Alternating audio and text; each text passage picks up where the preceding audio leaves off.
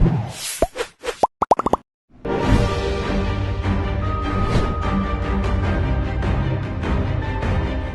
keluar dari penjara pada tanggal 3 Maret 2022, Angelina Sondag akhirnya dapat merasakan hangatnya kebersamaan saat menjalani ibadah puasa bersama dengan keluarga tercintanya. Mengingat sebelumnya, Angelina Sondag harus menjalani puasa di balik jeruji sel tahanan.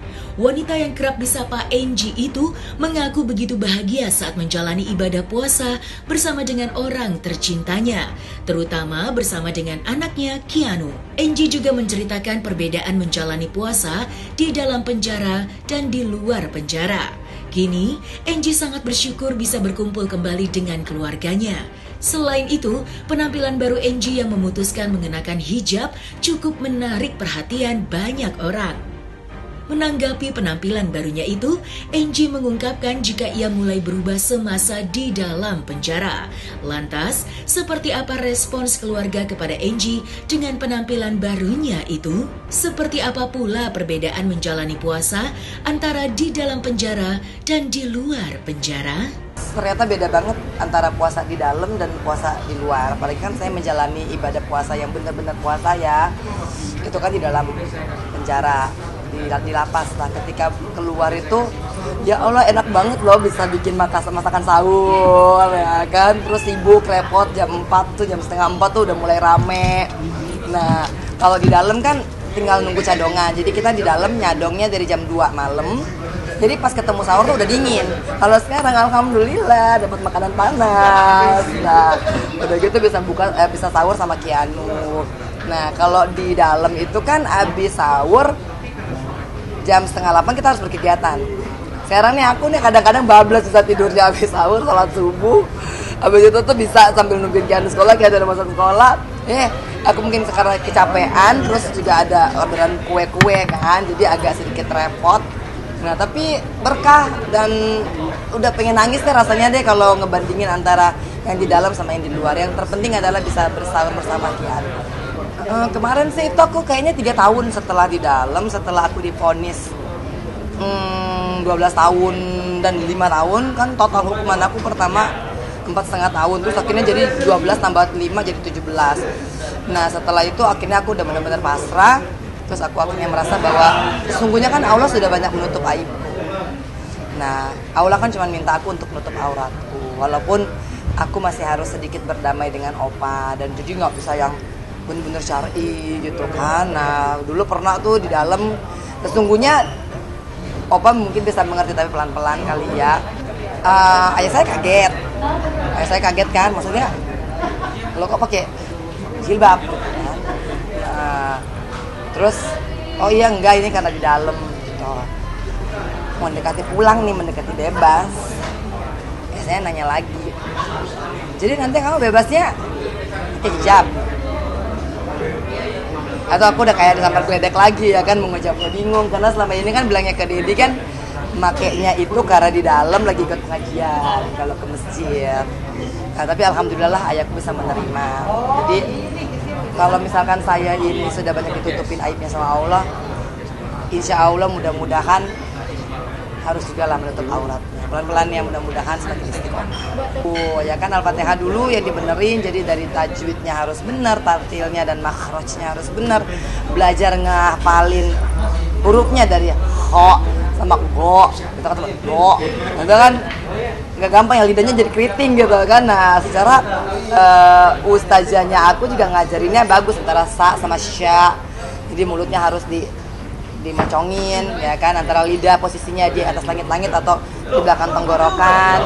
Nah cuman saya menghargai orang tua saya, jadi ketika saya juga di rumah saya ngajinya nggak saya kencengin gitu kan, biarlah ilmu itu buat saya aja, sehingga ayah saya juga sama keluarga tidak merasa bahwa saya ini tidak menghargai mereka. Ketika manusia udah merasa bahwa saya ini nggak punya apa-apa, saya bukan siapa-siapa, akhirnya dia lillah kepada Allah. Dari situ ya pasti titik baliknya, dan kita belajar kan, oh iya ya udahlah Allah udah nutupin begitu banyak aibku, kenapa sih cuma diminta buat nutupin aurat susah gitu. Terus pikir-pikir juga irit gitu. Ya Allah, aku juga kaget sih sebenarnya. Ada opa kadang-kadang sih opa ikut sahur gitu karena opa mau main golf. Nah jadi aku itu bisa masak sahur buat aku dan buat Opa. Walaupun Opa nggak puasa, tapi Opa kan buat bekal ke ini. Seneng banget pas puasa, pas mau buka itu lebih luar biasa lagi karena ngumpul semuanya, ya kan. Nah kita buka, Opa aku minta untuk doa dalam keyakinannya lah gitu. Nah terus aku kayak saya dan Keanu ya kita dalam agama Islam gitu. Tapi itu indah banget ternyata. Nah jadi nggak boleh marah kan. Jadi Opa udah bilang, Opa ngeyel kan gitu-gitu kayak lagi puasa gitu kan. Ya udah akhirnya jadi seperti suatu kebersamaan yang nggak mungkin terlupakan. Dan ini Allah sungguh mengabulkan doa saya karena saya mintanya, ya Allah aku pengen bebas, orang tua saya masih sehat, terus aku bisa berpuasa dan insya Allah nanti Idul Fitri dengan keluarga yang lengkap, oma opa dan oma opa bisa menerima. Banyak cerita mengharukan yang dialami Angie selama menjalani masa tahanan. Salah satunya yang membuat Angie begitu sedih ialah sosok anak tercintanya Keanu. Angie mengaku khawatir dengan perkembangan anaknya yang masih di bawah umur tersebut. Tidak hanya itu, Angie juga merasa bersalah tidak bisa mengajarkan anaknya mendalami ilmu agama dengan baik.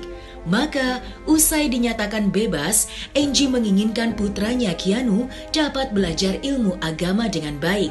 Setidaknya, anaknya itu dapat menjadi imam yang baik saat menunaikan ibadah sholat.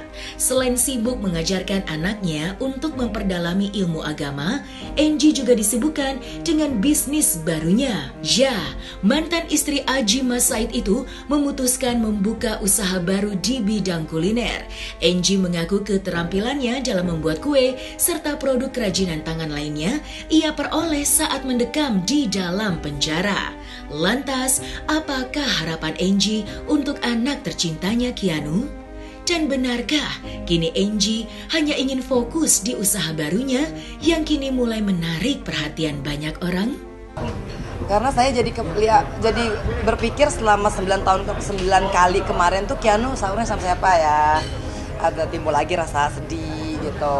Ya Allah, ternyata tuh aku masih harus ngajarin Keanu kan cara berwudu dengan tepat. Artinya bagaimana sebisa mungkin di air yang mengalir gitu. Jadi kadang-kadang kalau melihat perkembangan imannya Keanu kan ada rasa bersalah sebagai seorang ibu. Dan mudah-mudahanlah saya bisa mengajarkan Keanu dengan lebih baik ya. Maunya Keanu bisa menjadi imam saya yang baik. Karena kan sekarang aku berdua sama Keanu, otomatis kan aku nggak bisa jadi imam.